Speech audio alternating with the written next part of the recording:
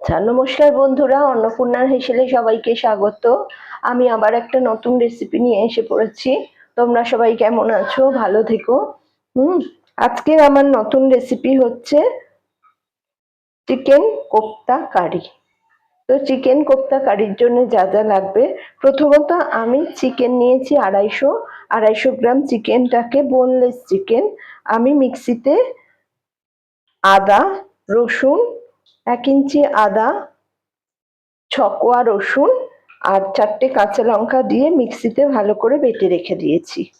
এছাড়া আমার লাগছে টমেটো, পেঁয়াজ, আদা, রসুন, কাঁচা লঙ্কা, লেবুর রস। এবার আমি এই চিকেনটাকে বেটে তো রেখেছি, এতে আমি কিছুটা লেবুর রস দেব। তবে লেবুর এই দানাগুলো যেন না থাকে, এগুলো খুব ভালো করে খেয়াল করতে হবে। দানাগুলো পড়লে এগুলো ফেলে দেবে। লেবুর রস দিলাম। আচ্ছা, হাফ পাতি লেবুর রস দিলাম। আচ্ছা, একটু দিলাম গোলমরিচের গুঁড়ো।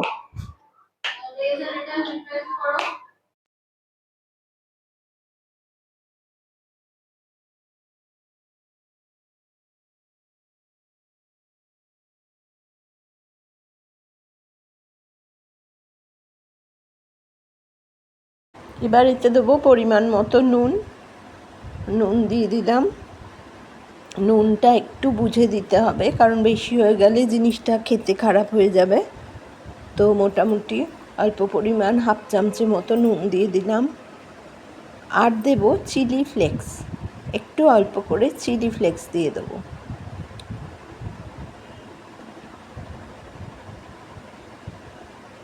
একটু চিলি ফ্লেক্স দিয়ে দিলাম।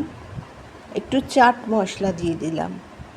চাট মশলা দিয়ে এবার এটাকে ভালো করে মেখে নিলাম। আচ্ছা, এটা ভালো করে মাখার পর এতে আমি দিয়ে দেবো ক্রিম, কিছুটা আমুল ক্রিম কিছুটা দিয়ে দেবো, যাতে এটা বেশ নরম থাকে ভেতর থেকে। তো ক্রিমটা দিয়ে আমি এটা ভালো করে মিশিয়ে নেব। নিয়ে আমি এবার একটা বাটিতে একটু জল নেব, নিয়ে আমি হাতটা ভিজিয়ে নেব। এটা ভালোভাবে আমি মিক্সড করে নিলাম। নিয়ে এবার আমি হাতটাকে ভিজিয়ে নেব ওই বাটির জলে।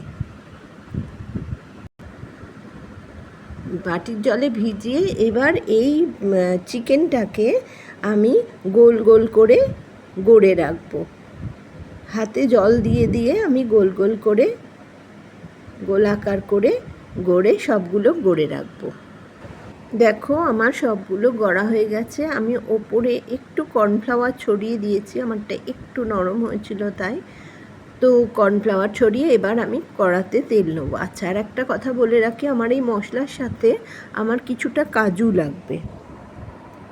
আচ্ছা, এবার আমি কড়াতে তেল বসিয়ে নেবো, তেলটা গরম হতে দেবো। তো দেখো, আমার তেলটা মোটামুটি গরম হয়ে গেছে। এবার আমি ওই গড়ে রাখা চিকেনগুলো ওই তেলে দিয়ে আমি লাল লাল করে ভেজে নেব। খুব লাল না, মোটামুটি। তো দেখো, আমার তেলটা হয়ে গেছে। আমি একটা একটা করে এই চিকেনের বলগুলো দিয়ে আমি ভেজে তুলে নেব। তো দেখো, আমার চিকেন বলগুলো কেমন লাল লাল ভাজা হয়ে গেছে, গোল গোল ফুলে উঠেছে। তো এটা আমি পাত্রে তুলে নিয়েছি সবগুলো ভেজে। এবার এই যে দেখছো নিচে একটু লেগে গেছে, অসুবিধে নেই, তেলটা ঠিকই আছে, তলায় একটু চিকেনগুলো লেগে গেছে। তো এই তেলেই আমি মশলাটা করে নেব। প্রথমে আমি পেঁয়াজ দেব। পেঁয়াজটা এতে ভাজবো হালকা করে। আর আদা দিয়ে দেবো, আদা কুচি, রসুন কুচি দিয়ে দেবো। আচ্ছা, আর দেব কাঁচা লঙ্কা দেব। আর দেব কাজু, কিছুটা কাজু, 7-8 পিস বা 10 পিস কাজু। আর কাজু দিয়ে আর দেব টমেটো, সব একসাথে এতে দিয়ে আমি এটা একটু কষে নেবো হালকা করে। খুব বেশি একদম সেই তরকারির কষার মতো নয়, মোটামুটি একটু কষে। আচ্ছা, এবার এতে দিয়ে দেবো আমি একটু নুন। নুনটা একটু বুঝেই দিতে হবে, কারণ কি আমি ওই বলগুলোতে নুন দিয়েছি, তো একটু নুন দিয়ে দিলাম। আচ্ছা, এবার এতে দিয়ে দেবো একটু হলুদ, অল্প করে, জাস্ট কালার হওয়ার জন্যে একটু হলুদ দিলাম, নুন দিলাম, দিয়ে এটাকে ভালো করে মিশিয়ে নেব। আর দিলাম একটু গুঁড়ো লঙ্কা, একটু ঝাল ঝাল হলে খেতে ভালো লাগে, একটু গুঁড়ো লঙ্কা দিলাম, খুবই অল্প, কারণ আমি কাঁচা লঙ্কা দিয়েছি, বলেও কাঁচা লঙ্কা দিয়েছি, এতেও কাঁচা লঙ্কা দিয়েছি, তো খুব বেশি লঙ্কার দরকার নেই। তো এবার এটা আমি নেড়ে নেব। একটু কাশ্মীরি লঙ্কার গুঁড়ো দিলাম, এটাও কালার হওয়ার জন্যে, কালার হলে দেখতে ভালো লাগে রান্নাটা। তো এটা দিয়ে আমি এটা ভালো করে নেড়ে চেড়ে একটু নরম করে নিলাম পেঁয়াজ, আদা, রসুন, টমেটোগুলো। এবার এগুলো দেখো মোটামুটি কষা হয়ে গেছে। এবার আমি এটাকে তুলে ঠান্ডা করে মিক্সির জারে দিয়ে এই মশলাটাকে বেটে রেখে দেবো। এবার আমি কড়ায় তেল নেব, নিয়ে এইটা দেখো মশলাটা বেটে রেখেছি। এবার কড়ার মধ্যে আমি একটা শুকনো লঙ্কা চিড়ে সেটা ফোড়নে দেব। একটা দেওয়া যায়, দুটোও দেওয়া যায়, তো ঝাল যাতে না হয়ে যায় সেরকম। তো লঙ্কাটা একটু মানে হলে, ভাজা ভাজা হলে, এবার আমি ওই মশলা যেটা বেটে রেখেছি ওইটা আমি তেলের মধ্যে দিয়ে দেবো। তো লঙ্কাটা আমার হয়ে গেছে, এবার আমি ওই মশলাটা, বেটে রাখা মশলাটা তেলের মধ্যে দিয়ে দিলাম, দিয়ে অল্প একটু জল দিয়ে বাকি মশলাটা যেটা লেগে আছে ওটা দিয়ে দেবো এর মধ্যে, দিয়ে আমি মশলাটা কষে নেবো ভালো করে। যেহেতু এতে কাজু দেওয়া আছে, খুব একটা তেল বেরিয়ে একদম সেই ভাজার মতো হবে না, এটা একটু কাই হবে।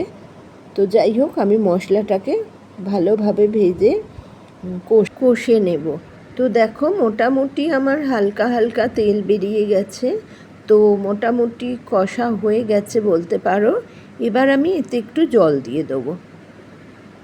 তো জলটা দিয়ে ভালো করে মিলিয়ে নিয়ে আমি ওই বলগুলো, চিকেনের ভেজে রাখা বলগুলো ওর মধ্যে দিয়ে দেবো, দিয়ে একটু এটা ফুটতে দেবো, যাতে চিকেনের বলগুলোর মধ্যে সুন্দরভাবে এই মশলাগুলো ঢুকে যায়, তাতে টেস্টটা ভালো হবে খেতে। তো এটা দিয়ে নাড়াচাড়া করে একটু ফুটতে দেবো।